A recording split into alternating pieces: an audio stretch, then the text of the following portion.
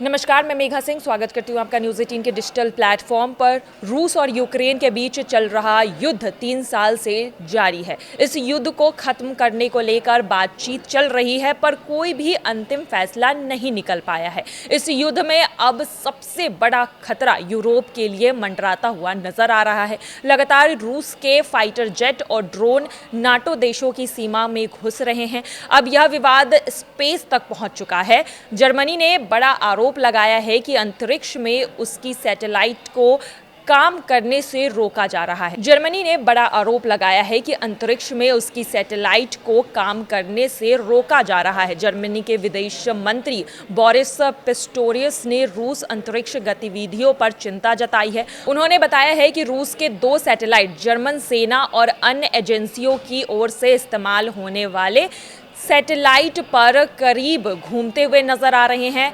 पिस्टोरिया ने कहा है कि रूस और चीन की अंतरिक्ष में युद्ध क्षमता को लेकर हालिया वर्षों में तेजी आई है, तेजी से ये बढ़ा है। वे सैटेलाइट ऑपरेशन में बाधा डाल सकते हैं। सैटेलाइट को पूरी तरह अंधा बनाया जा सकता है, चाहे तो उन्हें नुकसान भी पहुंचाया जा सकता है। उन्होंने यह भी बताया है कि जर्मन की सेना रूस के सैटेलाइट्स को जैमिंग अटैक के जरिए ट्रैक कर रही है। इंटेलसेट एक अमेरिकी लक्समबर्ग की कंपनी है जो 50 से ज्यादा सैटेलाइट को संचालित करती है। रूस के ये 2 सैटेलाइट 2014 और 2023 में लॉन्च हुए थे। लंबे समय से इन पर आरोप लगते आ रहे हैं कि ये दूसरे सैटेलाइट को पास जाकर उन्हें ट्रैक करते हैं और उनकी जानकारी हासिल करते हैं। पिछले साल फ्रेंच स्टार्टअप अल्डोरिया ने यह आरोप लगाया था कि उसने एक रूसी सैटेलाइट को अचानक किसी दूसरे सैटेलाइट के पास आते देखा। वहीं अमेरिकी कंपनी भी 2023 में यह कह चुकी है कि रूसी सैटेलाइट गैर रूसी सैटेलाइट के पास जाकर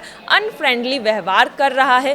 जर्मन गृह मंत्रालय की तरफ से यह भी कहा गया है कि रूस की आक्रामकता अब पृथ्वी के करीब भी बढ़ रही है। उन्होंने बताया है कि जर्मन ड्रोन रक्षा प्रणाली विकसित करने में अपनी क्षमता को बढ़ा रहा है और साथ ही ये भी कहा है कि हम यूरोप में ड्रोन से खतरे और उनके रोकने के उपायों की दौड़ में है। जर्मन अब निवेश बढ़ाएगा ताकि हम इसे और इस खतरे को और भी तरीके से जांच कर सके और इस आने वाले खतरे से बच सके। और अब देखना यही है कि जो रूस और यूक्रेन का युद्ध है वो अब स्पेस तक पहुंच चुका है, तो ऐसे में बाकी यूरोपियन देशों की तरफ से क्या ये खतरे की घंटी है, ये एक बड़ा सवाल है। फिलहाल आज की खबरों में बस इतना ही। बाकी की तमाम खबरों के लिए देखते रहिए न्यूज़ 18 का डिजिटल प्लेटफॉर्म। धन्यवाद।